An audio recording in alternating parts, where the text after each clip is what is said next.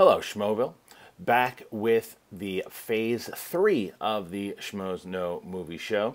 This is, again, the Toad Hop years were the years. The reason why we're able to do the show at the capacity we're at today is because of the studios that we were given at the Toad Hop facilities. The one that you're listening to right now, this is when we first started Toad Hop, we were a morning show. We started around 9 in the morning.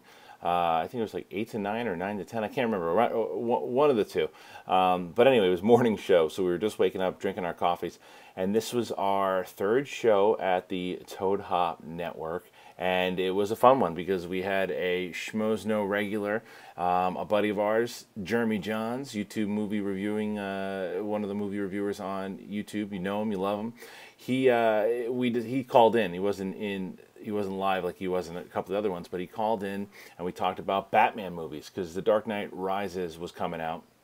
So we wanted to get in the spirit of things, so we started talking about everything Batman, from the Michael Keaton ones, the Tim Burton ones, whatever, to the Joel Schumacher ones, and Batman Begins. We just went over everything we loved about the Batman movies. It was a really great discussion, a lot of fun, and if you're a Batman fan, I can't imagine why you wouldn't love listening to episode 45 of Phase 3 of the Schmoes Know podcast. And always remember you can watch the show now as it is, Phase 5, schmoesknow.com, 6 to 8 p.m. PST. Just go to schmoesknow.com. You can watch it live. It's also up on our main channel the day after, and you can also find it on iTunes. So, yeah, thank you very much, and enjoy this episode of Phase 3. It's the Batman Show. Thanks, guys. Live from Universal Studios Hollywood in beautiful Los Angeles, California. ToadHopNetwork.com. Radio worth watching. Radio worth watching. Yeah. I love that. I just love the beginning of it. I love everything about it, and I'm very excited, Mark. How you doing? I'm Christian Harloff from Schmoes Know. Welcome to the podcast, everyone. That is Christian. I am Mark. We are the Schmoes. We know some things, limited things. Yeah, but today we know a lot of stuff. Well, we know a lot of stuff about movies. It's the Schmoes Know Movies podcast. And today I'm very excited. I don't know if you heard the song that was playing, Christian. Of course I heard the song. Before we got brought into the show. Amazing. The original Batman theme, the long version, the extended version. They had like the 30-second one to get the kids in. That was the one that you cruise around with chicks, listen to it on the radio. Maybe? Yeah.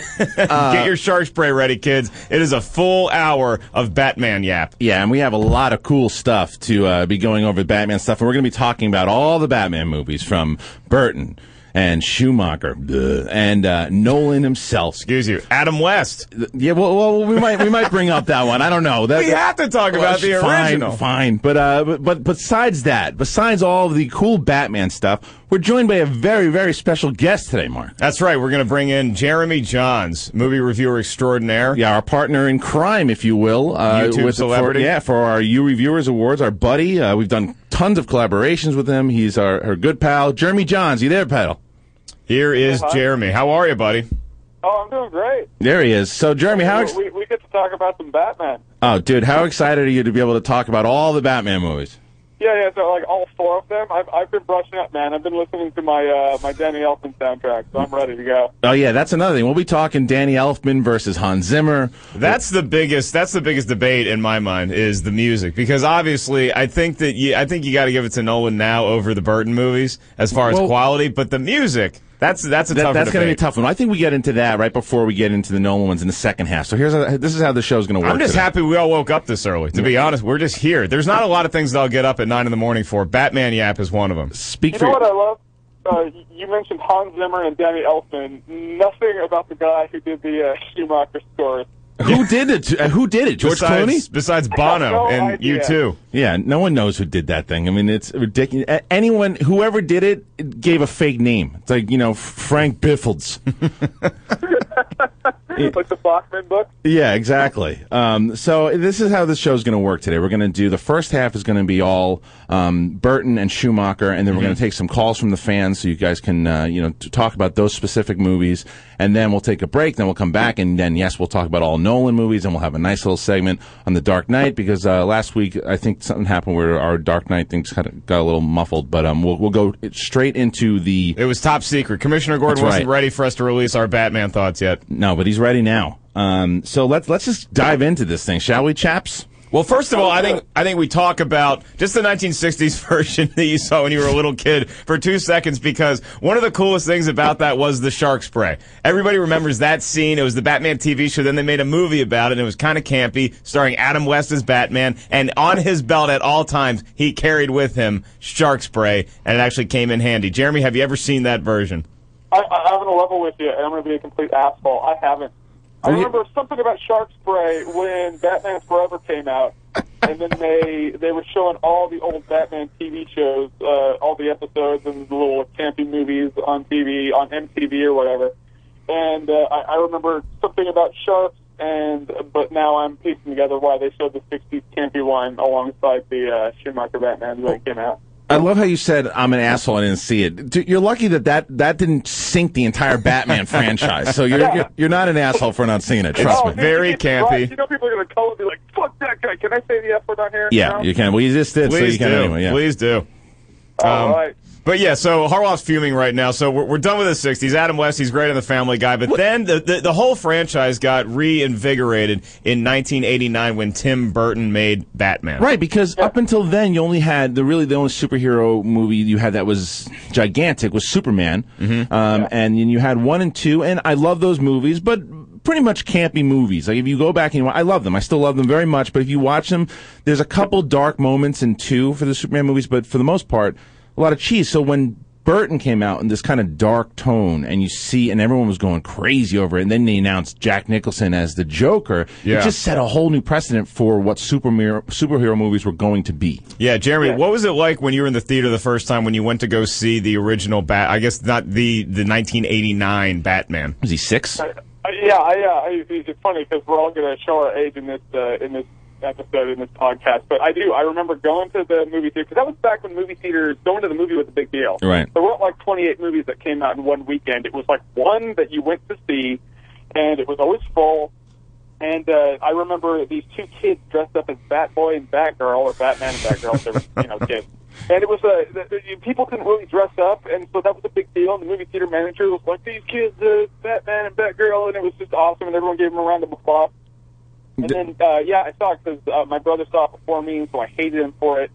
And after I saw it, it was just like the coolest movie I had ever seen in my life, because it was just so real, like you said about the Superman movies. There is a point where you realize that Superman did in fact throw a cellophane S off of his chest, and no matter how much you love to throw down with Zod, that still happened. Yeah, right. The 1989 Batman was just a thing altogether. I mean, Joker gets shot in the face and then dropped into acid. Yeah, there's a lot of dark stuff. I remember being excited about Michael Keaton playing Batman because I knew him from Beetlejuice. And on the way to the theater, my mom had to explain to me who Jack Nicholson was because I didn't know who he was. And she's like, "No, you got to see this guy." And I'm like, "I don't know who this Nicholson guy? What's he ever done?" Wait till you get a load of me. Yeah, and then you watch the movie, and it's just so. And by the way, Billy D. Williams also in it. Should be mentioned as the original Two-Face. He never got to play actually Two-Face, but he does play Harvey Dent. So shout out for Billy D. Well, that was the thing, is that movie, it did have a lot of kind of, like you said, dark tones, and it was more like it wasn't a comic book as much as it felt more like a graphic novel. Well, yeah. I'll buy that. I mean, the campiest thing I think that happens in the first one is when the Batwing flies up to the moon and makes the bat symbol and then drops down. But it was still like really cool. You're like, that's awesome. Well, wait a minute. Wait a minute here. I gotta correct you on that one. If you go back in time and not even back in time, if you go back and watch that movie right now. There's a lot. Wait! You want us to go back in time? Go back in time and then watch it right now. Do it. Get in your DeLorean and do it. That sounds very confusing, Doc Brown. Well, yeah, it's like an episode of Fringe. Well, what it is that you go back and you watch some of those scenes. There's a lot of campy stuff, Jeremy. Like his buddy Bob and those assholes that he goes into the museum with, and they're dancing around. They're dancing around to Prince. Prince did a lot of the songs for that one, but I think it's kind of I wouldn't say campy as much as a cool time capsule as when the movie came out. I don't think it detracts from the film at all because, again, this is the Joker. He's a nutcase. Did he play it differently than Heath Ledger did? Yes, but it was a different tone. I agree, but we've argued about this before. Oh, yeah, but the campiness of it is the fact that his thugs, there's not one thug that Jack Nicholson has that you're ever threatened by. They're all idiots. What are you talking about? That big dude that looks like Abobo from Double Dragon? It just freaked me out. One guy. He didn't have the best crew around him. Right. Heath Ledger's Joker hired like really good bad guys. Nicholson was like, I just don't want anybody to outshine me. Yeah, but again, I love the movie. It's a good movie. Are my number one. A guy. Yeah. If you look at what was happening in the art museum, I mean, they're violating modern art. I remember my mom had a friend. She was a big art fanatic. And I love this. Just came out on VHS, so she saw it for the first time. And I remember she flipped the motherfuck out on that scene. Like, she was just like, I can't believe they're doing this. Like, they really actually violated George Washington's face with spray paint and painted Julius Caesar's head with Joker paint or whatever. And it sparked that kind of a reaction. That's amazing. Among melodramatic psychos. So I got to say, I can see where you're going with the thugs, but I mean, name a movie where 98% of the thugs aren't cheesy people.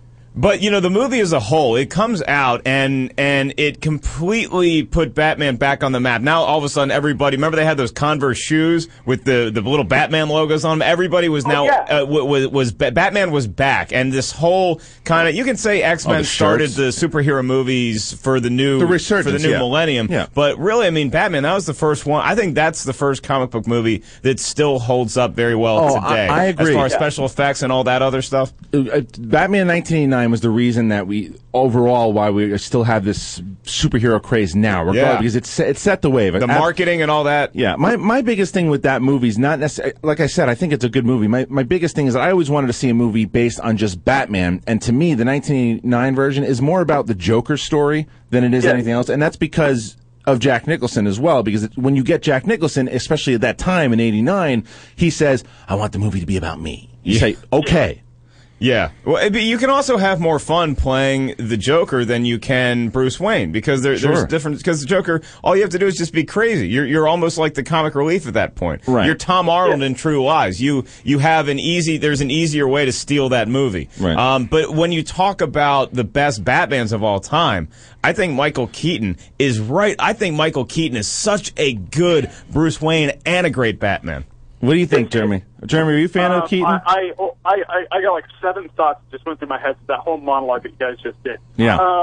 First of all, the reason I loved the first Batman, the '89 Batman, the most back in the day is because the Joker was always my favorite character of all time. He always was. Before the first Batman came out, he was my favorite character of all time. He was your favorite Batman character or your favorite Batman villain? Like, did you like him better than Batman?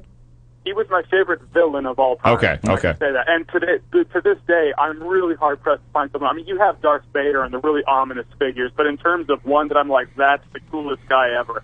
If like a genie popped out of a lamp and was like, I'm sorry, but you have to be a villain, what would you be? I'd be like, I'd be the Joker. That just seems like it'd be the most fun. You're not taking Mr. Freeze? Oh, you're making a mistake.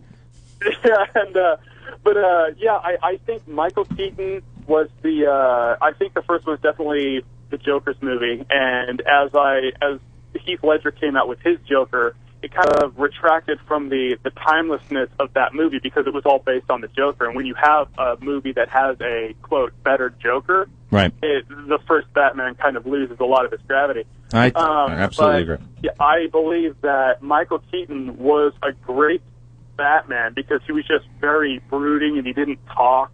And he didn't snap out some corny lines like we'll talk about later in some of the later Batman. Right. But in terms of Bruce Wayne, I thought he was a good Bruce Wayne, but I thought Val Kilmer played up the playboy aspect of Bruce Wayne a lot more. Well, definitely going to get into that because that's a great point because a lot of people, especially when Joel Schumacher came out and said that he, to this day, thinks that Kilmer's the best, and we'll get into that once we hit the third movie. But I agree. The thing is, one of the reasons that Keaton was so good was because everyone knew him from like Mr. Mom and Beetlejuice, and they're like, "This guy's not going to be able to play Batman. What is going on?" Serious acting chops. It's like he was more Michael Keaton from Clean and Sober than he was from Johnny Dangerously, which was perfect. But you know what's funny is that originally Tim Burton wanted to try to get Bill Murray to play Bruce Wayne. Well, and maybe that's just a crazy, but Bill Murray has serious acting chops as well. Right. Now he's not, you don't think of him when you think of, he's not the picture of fitness.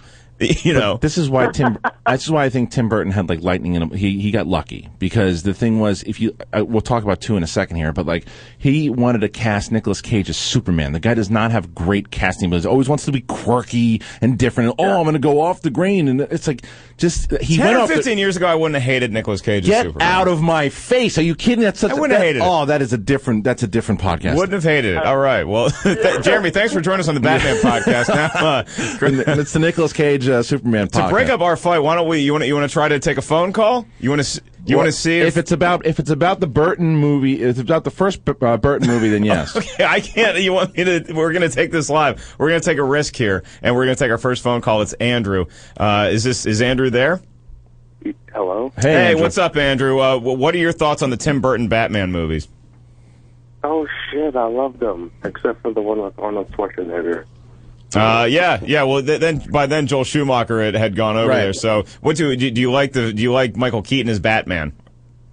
Yeah, I think he did a really good job in the first one, and I love Nicholson. Yeah. So, what's that? I said, yeah, see, he's a Nicholson fan, Joker fan. Yeah, He's well, on my side. and that was the thing. Thank you very much Thanks for the call, Andrew. Appreciate it. So, yeah, I think that the Nicholson, he stole that movie, and I think that that's why we needed more Batman. So we got a little bit of the Batman parent stuff, but again, it set the precedent. It was such a great film, and then you said, okay, can't wait for the next one. It's going to be, once I think that was 89. So I believe the second one, Batman. What was the second one called? Batman Returns. Was that 91 or 91 or 92? I think it was 92. I believe it was 92. I want to say it was 92. There was so much controversy over that one too, because that was even darker than the first Batman, and you have like Penguin biting the mayor's nose and blood shooting out. I remember parents being very upset that they took their kids to see what they thought was just going to be a fun Batman movie, and it's super, super dark. The second one? I remember I couldn't watch that movie when I was a kid. My parents were like, "We're drawing the line on this one. You can watch it when it comes out, and we'll like edit some scenes out of it." And they really did that. My dad was all like into VHS, and he knew how to like edit shit, and so he did that. I got like a watered down version of Batman Returns when I first saw it. Well, I wish your dad would have edited the whole thing and sent it to me, because I hated the second one. Oh, you're not a Batman Returns guy. I hate the second one. I think it's so stupid with I love Danny DeVito, but he was like such a and it was like what, and then you had Pee Wee Herman as the dad in the beginning.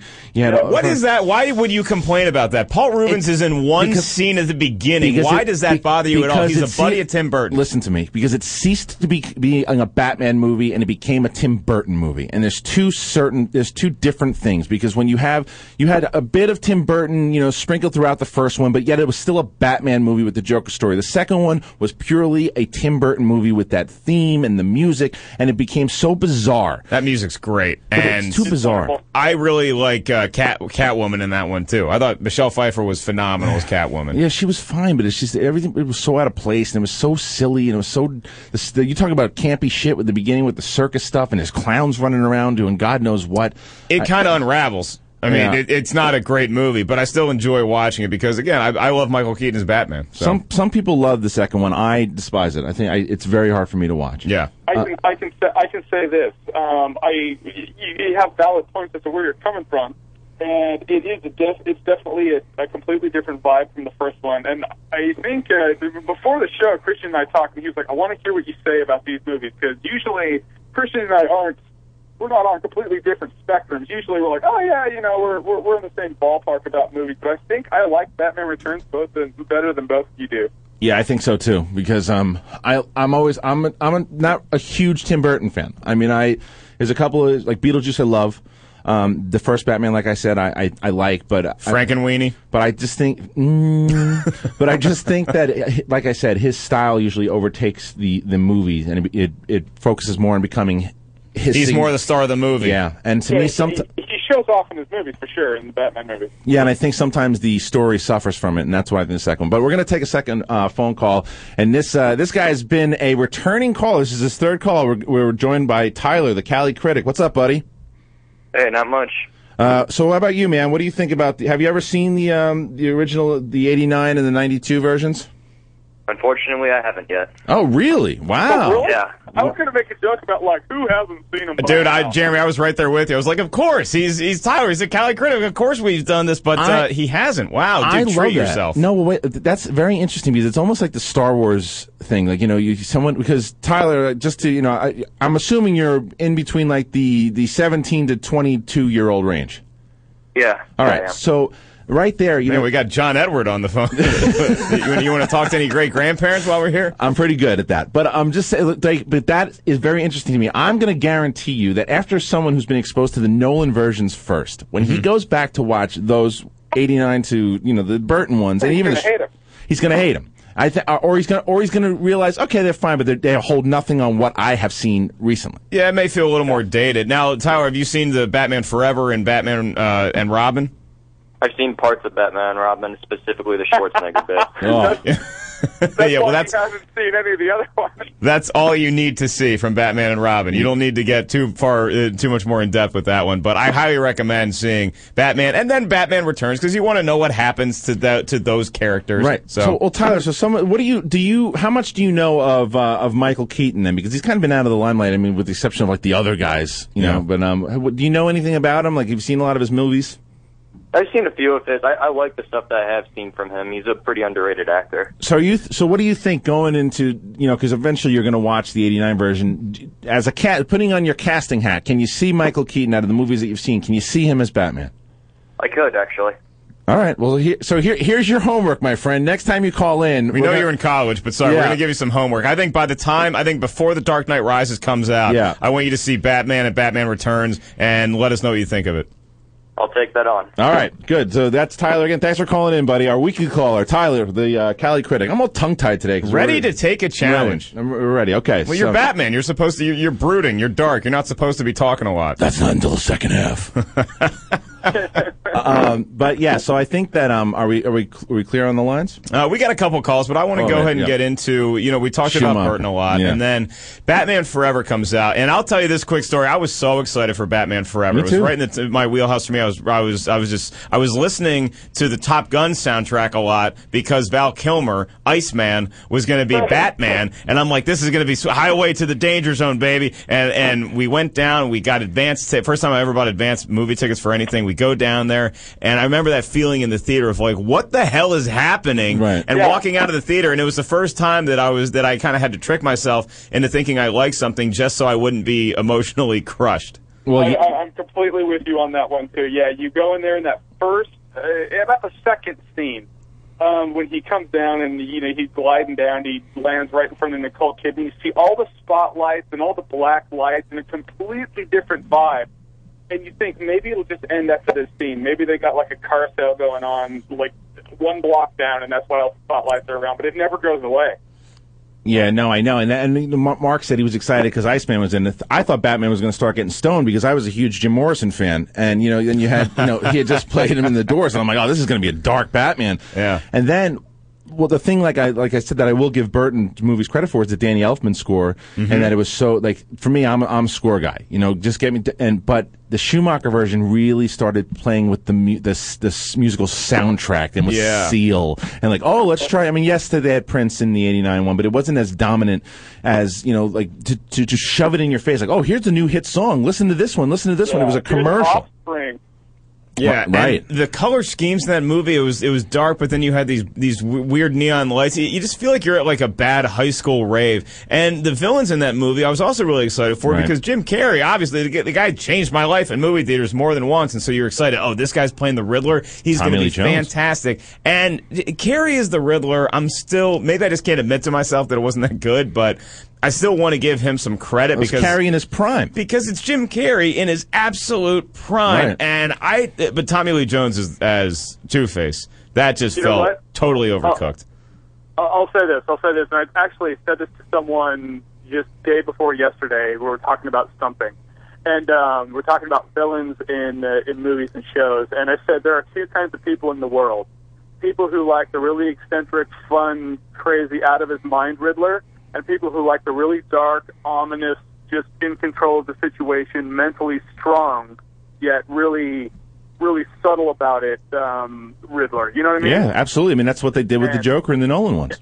And exactly. And the Jim Carrey Riddler was a rendition of the Riddler, but it's not the one that I wanted to see. I wanted to see the really smart and methodical Riddler. Well, you know what they were going to do is that before Carrey was cast, Robin Williams was supposed to play that part. Yes, he was, and he walked. That's right. Yeah, and he walked because, you know, what would have been great is to see with Schumacher, it would have never happened, but what would have been great was to have Robin Williams play like a Riddler like he was like in 1 Hour Photo. That type of Riddler. Yeah, like Insomnia. Yeah. Or Insomnia, like when he really started stepping into Out of Your Mind role. Yeah. And I think that's probably what he thought he was going to get into, and then he saw what Joel Schumacher's like. Wait, I have to show my ass? Yeah. He's like, no, I'm out. Yeah, I get to wear spandex. Fantastic. And then this was Silverstone was in the fourth one, right? She wasn't in this one. Alicia Silverstone was Batgirl. Right, in the fourth one. But this is when we were introduced to Chris O'Donnell as Robin. And this is when the fit hit the shin, if you will. Well, look, if you want to have Robin in your movie really bad, Chris O'Donnell's not a bad choice to play him. It was just the whole thing was a mess, and like it just didn't work. And I thought Kilmer, like Jeremy, to go back on what you were saying before, Kilmer was a good. He captured Bruce Wayne. Yeah, but when he had the Batman suit on, he was Bruce Wayne in a mask. Right. And that's just kind of the way I see it. You know, the car, right? Chicks dig the car. Get the fuck out. Really? You're really? No. But this was also before you could actually like reinvent a franchise entirely. This wasn't like when they did the Incredible Hulk 3 years after they did the Hulk. Right. So you still kind of couldn't go over any of the territory that Burton had already covered. So you had to get these different villains, and maybe you had to feel like, oh, well, now we need Robin. We need something new to the franchise, because you couldn't just piss on what Tim Burton had done. It just wasn't acceptable in the mid-'90s yet. But then you had the back and forth between the two of them was so jokey and just not real, and you're like, oh, we're in trouble. Agree. I feel like in Batman Forever we had two versions of the Joker, and we had the Riddler Joker and the Two-Face Joker. I mean, it's Halloween. They go up to Wayne Manor. They're both clearly grown-ass men with little masks in front of their face, like, "Tweet, oh, tweet." Alfred's like, "Ooh, we'll open the door." No. Well, don't worry. We got a treat for you, because coming up after the break, we're going to be talking about the Nolan versions of Batman. So hang out with us here at the Schmoes Know Movies podcast on the Toad Hop Network. We will be right back. Love it. Love that score. That is, of course, the 1989 Danny Elfman score for Batman. And during break, we actually played Prince from the 1989 Tim Burton's Batman. Welcome back to the Schmoes Know Movies podcast here on the Toad Hop Network. I am Mark, and that is Christian to my left. And we're also joined by Jeremy Jahns via the telephone. That's right. And we were talking. Also has the Prince Batman soundtrack to his Everlasting Shame. Good for you. So we're taking phone calls. If you go to Twitter at Schmoes Know and ask us a few questions on Batman, we'll try to answer those as well at the end of the show. But here's the number to call in. It's 1-888-520-4374. Call in. We're talking all things Batman. I don't think you have to put the 1 in front of the number anymore. All right, I think you just say the number. I don't know. I don't make phone calls anymore. I just text. Susie at the switchboard will patch you through if you have a phone call. Let's go ahead and take a caller right now, Christian, before we get into the Chris Nolan version. Let's do it. Caller, you're on with the Schmoes. And Jeremy. What's up? Hey, who we got?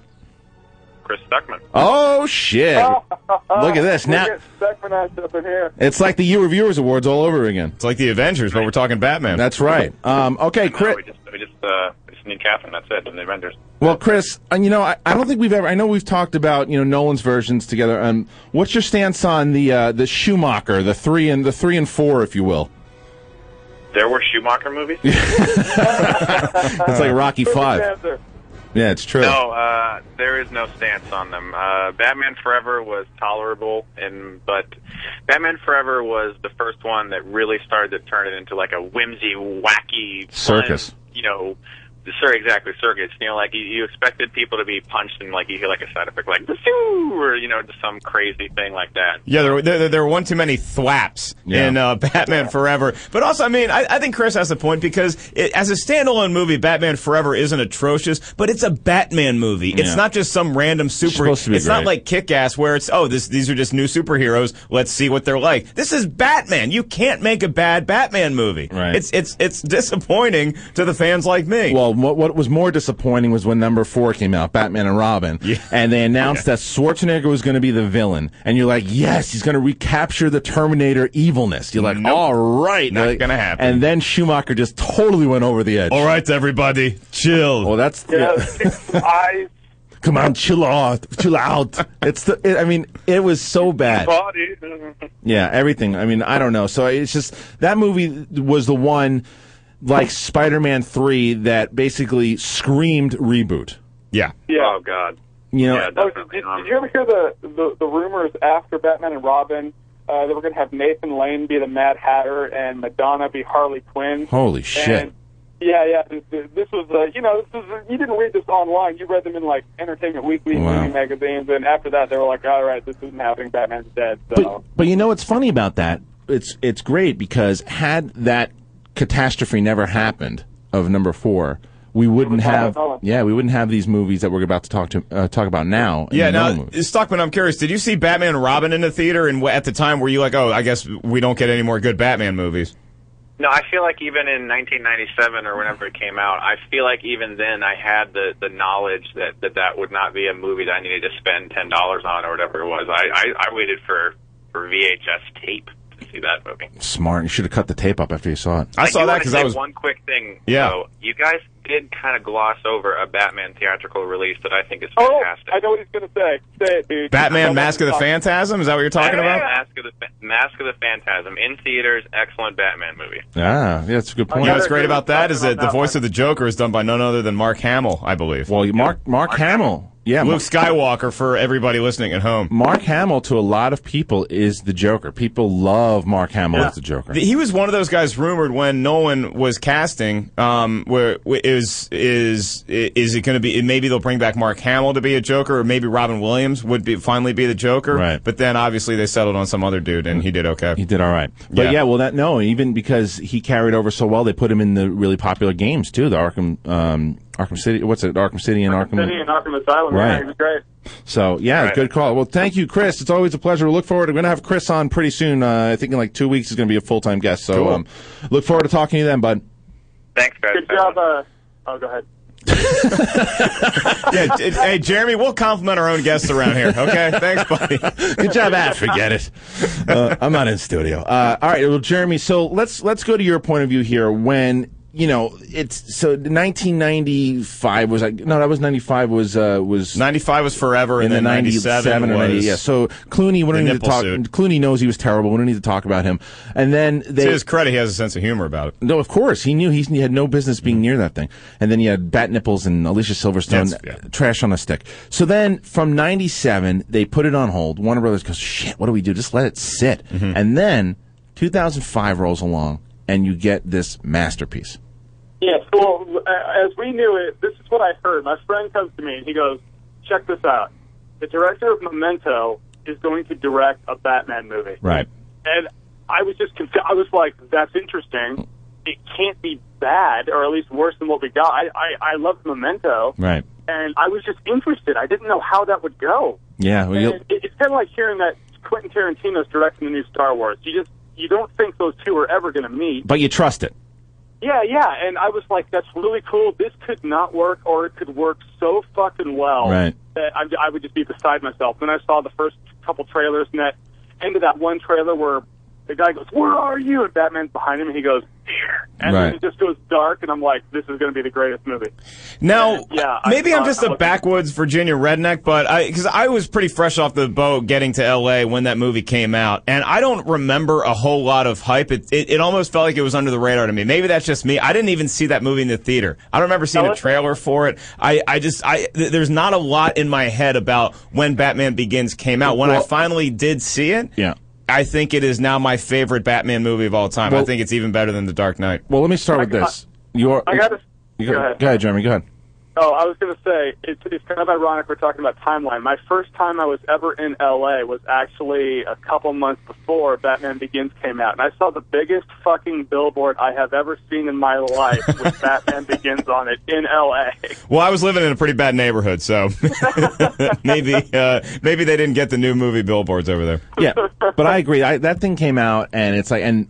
You talk about score, because Danny Elfman was so, like, are they going to use it again? Like they did with the John Williams in the new Superman reboot, but they didn't, and they brought Hans Zimmer with this new score, and it was great. And it was just like, they got rid of all this, there was no songs, it was just pure score, and you saw this tone, and then it really set what Nolan was doing with treating Batman real. Yeah. Like everything. And it was and like I said, the thing that I was missing in the Burton movies was not a story about Batman. This was Batman's origin, how he learned how to train, who trained him, why he was doing what he was doing, and it just all worked so well. And it was almost like a horror film at some points when the way he was like terrorizing the people that he was going after. Get over here. Yeah, and what I love about Batman Begins also is after you watch Begins, you go back to the Burtons. That's immediately what I mentally did. And you start going, yeah, I guess that wouldn't work. And yeah, I guess that wouldn't work. Like if the Joker dropped into acid after he got shot through the neck, he'd die. He wouldn't become a supervillain. Right. You start. And then, what I loved about what they did in Batman Begins, one of my favorite aspects, is in Batman, the original Batman, the Joker was the guy who killed his parents. He ends up dropping him off a building. He gets his revenge. He should be happy. In fact, for all intents and purposes, he doesn't have to be Batman anymore. Right. But in Batman Begins, he didn't get to get the guy who got his parents, so he can never feel fulfilled. Love that. And so he just does what he does and will never actually reach any level of resolve. And I think that's great. I love it. Yeah, I agree with you. And I think that and once everyone saw that, because there was, anytime you reboot something, people are skeptical about it. I mean, just look at all the people that are talking about Spider-Man and the reboot, and I think that was the same thing. People said, I remember having the conversation, I don't know, well, they should just let Batman die before this one came out, and then nobody says that now. It's like these are the movies that... Yeah, but this franchise kind of made it okay to make a movie about something that's been made recently to say, hey, we realize that this pooch got screwed, we can rehabilitate it. It's like one of those Sarah McLachlan adopt a dog commercials, the dog, look, it had a bad life, but we can make it better. We can rescue this. And it also came at a time where, Mark, you had mentioned before that the X-Men movies, I mean, you could say Blade kind of, jumped in at 98, and but I mean, the one that really started like the studio craze, let's make superhero movies, was X-Men, like Mark said before, X-Men, and then those movies came, and Spider-Man came out. So when Batman hit in 2005, it hit at the perfect time, sorry, go ahead. Oh, I was just going to say, I can see, I would say it like that. I think X-Men started the studio craze of bringing back all the comic book movies, but I think for the fans, Blade was the first one to kind of save it for them and go, okay, so it didn't die in the hands of Schumacher. That's good news. Right. So I say that's the genesis of it for me, or genesis of the reboots was Blade. I agree. And if you talk about the Chris Nolan movies, because now we're on to those, we're done with Burton, we're done with Schumacher, so we're going to take a call talking about the Chris Nolan movies. We have on the line, we have Brian, who's a big fan of the Nolan's Batman. Is that right, Brian? Brian, you there? I don't hear him. I can hear you, Brian. Oh, you can hear? Oh, wait. All right, Brian, you there? Yeah. Oh, hey, Brian. So you're a fan of the Nolan movies? Absolutely. Okay, so what is it about? And did you see the other ones, the ones we talked about in the first half?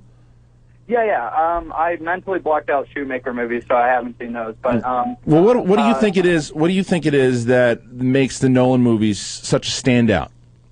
It's just the everything from the cinematography by Wally Pfister and the score, like you talked about, from Hans Zimmer, and how he had the theme for the Joker, and it wasn't like a song that was, meant to be put like a stand out from the film. It just goes with the film. And then obviously everything from the storytelling, the backstory of why Batman's doing this, and then the lack of backstory from the Joker, just the fact that he is crazy, and basically the same thing with Scarecrow. I thought Cillian Murphy did a great job, and I think he's kind of underrated with that. But and now, Brian, if I can jump in here, do you think The Dark Knight Rises is going to live up to the hype? Is going to be a great bookend for the trilogy?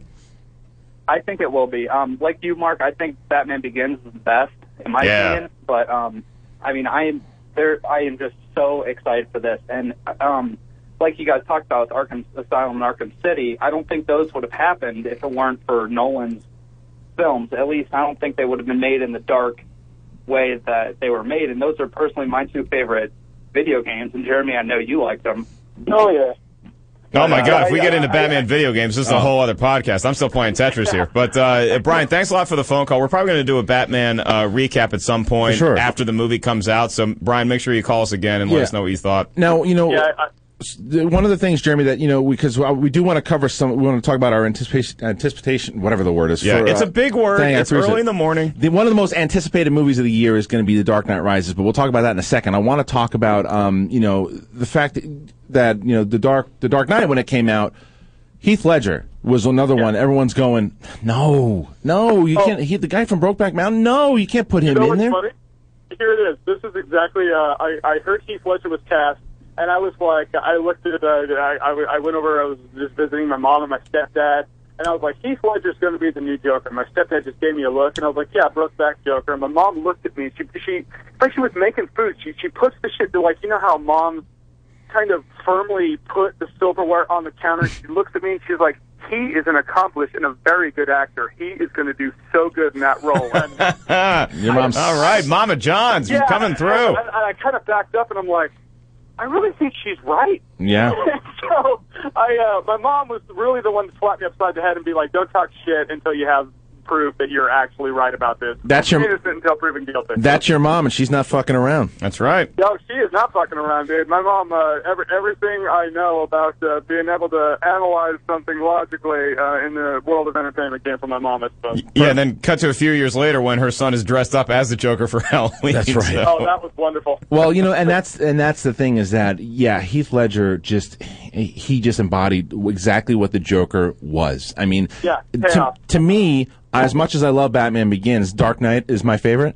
It just did so much, and I was blown away by that movie, and you know, the use of IMAX and the way it was shot and the way it was pieced together, and the back and forth of what Batman was trying to accomplish and what the Joker just wanted to cause mayhem.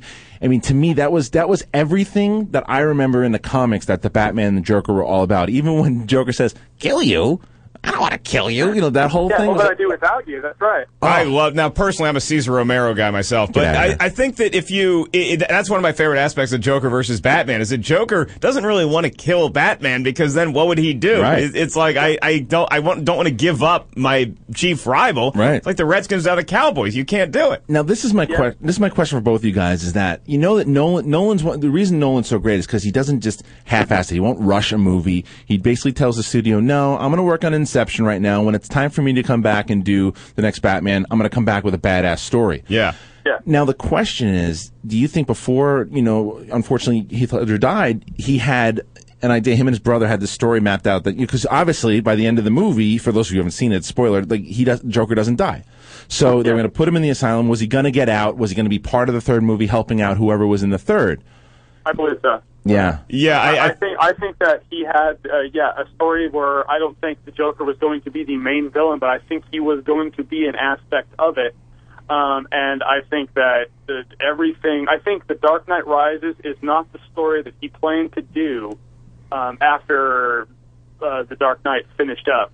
Right. But, I mean, I think, shoot, if for nothing else, like you said, he told the studio, like, no, I'll be back in 4 years when I can actually piece this together and make it worth doing. And I love that he did that. I love that about him. Yeah, it's so great. And after, especially after you hit, like, because the thing is, had Inception been not successful and had been shitty, then the studios would have had like a one-up on Nolan, like, well, you better deliver now. He is a god right now, because that movie was there at his whim. Yeah, he's a god right now. It still worries me, some of the things, but you know, when let's talk about Dark Knight Rises. When you talk about hype for The Dark Knight Rises, it really, the genesis of a lot of this hype for this trilogy, in my opinion, is when Heath Ledger died, is because that elevated everything around The Dark Knight to a new level, because now it was this incredible performance, and the guy that, it's almost like, you know, you're a Doors fan. It's like the part of the mystique about them is that Jim Morrison's no longer around. Right. So now you have The Dark Knight Rises coming out, and the hype is unreal for this movie.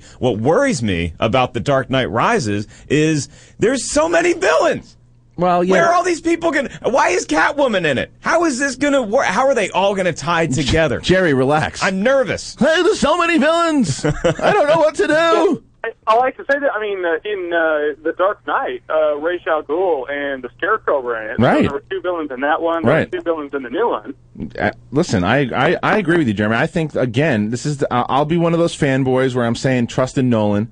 And I think but the question is, and Jeff, our producer, brought this up before we started broadcasting today, and he said, because he's a big Batman fan, and one of his concerns was that in the comic books, Bane is humongous. He's like, 7, 8 feet tall or something. He's like incredible. He's enormous, He's like the Incredible Hulk, because they give him the serum and everything, too. And the question from a lot of the fans is Bane going to get the serum? Personally, I don't think he's going to. I think there's going to be some other thing that happens too, because Nolan kind of strays away from like the fantasy type stuff and goes more into the real. Yeah. But I am not worried about Bane. He's the last one I'm worried about. The muffled voice, we'll get over it. Tom Hardy brings such a intensity and like violence to every one of his villains. Even in Warrior, when he wasn't a villain, he brings an intensity. I think he's going to be one of the best villains, and I'll say it, since Darth Vader. Yeah, and he's got a good hulking presence to him. He's like 5'2", so he's not exactly George Mirasan, but he looked great as Bane for the 6 minutes that I saw. What do you think, Jeremy? Are you a Bane fan so far?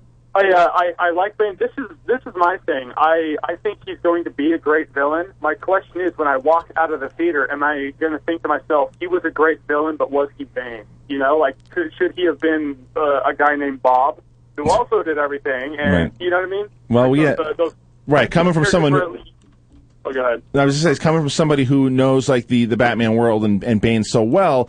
I'm very curious to see how like someone like you, because isn't he a pretty big presence in the video games as well? Oh yeah, he's well. First of all, Tom Hardy is a different nationality than what Bane is. Right. But that doesn't bother me. I mean, people have griped about that. I'm like, yeah, but you know, they made the Kingpin African American in Daredevil. I'm not saying that the movie's going to be like Daredevil. Right, I know what you mean. I don't care about nationality as long as the person can. If it delivers, I really don't give a shit. I agree with you. I think it's going to be fantastic. I think it's going to be a trilogy. And here's a question that I have for all three of you guys.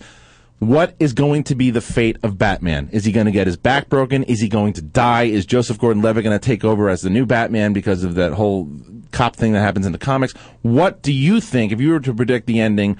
Jeremy, what do you think? I think Batman's going to get his back broken, but that's where it's going to end. I don't think he's going to rehabilitate it. I think Bane's going to break him, and it's going to be one of those things where he's just going to have to live with the fact that no good deed goes unpunished. He tried to fix the city, and now he's just going to kind of pay for it with in a wheelchair. I think he's going to have his back severely injured. I think we're looking at a fracture of the L4, of the L5. I don't see a total break. I don't think he's going to die, and I think Alfred takes over as the city vigilante. I don't think that's going to happen at all. But all right, so here's what we're going to do to kind of wind down here. We're going to take take a couple more phone calls. We're also going to answer some questions on Twitter. But let's do one more phone call. Who do we got? Right, let's get to Andrew, who's been holding a while. Andrew, thanks for hanging in, buddy. Excited about these the Dark Knight Rises coming out? Extremely. And I know we're talking about the Dark Knight, but I actually had a question for you guys. What do you got? So for like all of you guys, who is your guys' favorite Joker actor of all time? The favorite Joker actor of all time. Thank you for the call, Andrew. Thanks for hanging on for so long. Favorite Joker actor of all time. You know, I love Nicholson. Cesar Romero's great. You got to go Heath Ledger. You got to go Ledger. Yeah, it's Ledger. He was the embodiment of the Joker. Yeah. Everything about the Joker in any graphic novel or comic book you ever loved, Heath Ledger embodied perfectly. Yes, and just like the Joker, he came out of left field. You never saw him coming. Yeah. Yeah, no one knows the origin. When he was like, you want to know how I got these scars? I was like, all right, that's kind of a forced story about his scars. And in the next story, he has a completely different story about how he got his scars. And it reminded me of the Killing Joke when he said, when I remember my past one way, it's one way. Nicholson would hate this comparison, but Nicholson is the Los Angeles Clippers to Heath Ledger's Los Angeles Lakers when you're talking about the Joker. Let's answer one question on Twitter here. We have a question that came in from the at Senor Nerd. How much money does The Dark Knight Rises make in the box office?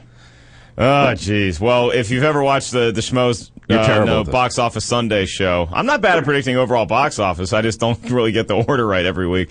I think, is it going to be the biggest moneymaker of all time? It's that kind of question. Of all time? When you talk about it. Yeah, all time. You got to break the $2.5 billion that Avatar broke. That was in also 3D. I don't think so, but I think it will break $1 billion. Yeah, I think because it's big and Batman's huge internationally. I think we're getting to about $900 million total. What's the opening weekend haul we're looking at? Are we going to break 150? Yeah. Oh yeah. Yeah. For the opening weekend, yeah. Gonna break 150 because you got it in IMAX, and people know that Nolan has like an hour of footage full of IMAX, which that's going to be a lot of people in the theater. All right, go ahead, Mark. All right, we got one more phone call we're going to take today, and it is Patrick, who's been hanging on for a while. Patrick, you excited about these Batman movies? Oh boy! Oh boy! What do you got? So Patrick, what are you looking forward to the most in The Dark Knight Rises? Well, seeing Joel Schumacher do such a good job, I just don't know Nolan can top it. Tough to follow. Tough act to follow. Yep. Well, I think like the hardest part that's going to be for The Dark Knight Rises is like every like Christopher Nolan Batman movie, like he had to like overcome some hype or like overcome something. Like Batman Begins, it had to overcome Batman and Robin, which I could have gone out to the backyard and shot a Batman movie and overcome it. Agreed. The Dark Knight, it had Heath Ledger and that hype behind him and just surprised everybody. And I think the hype that the Dark Knight Rises has to overcome is the movie itself. Can it like surpass The Dark Knight and be more epic in that way?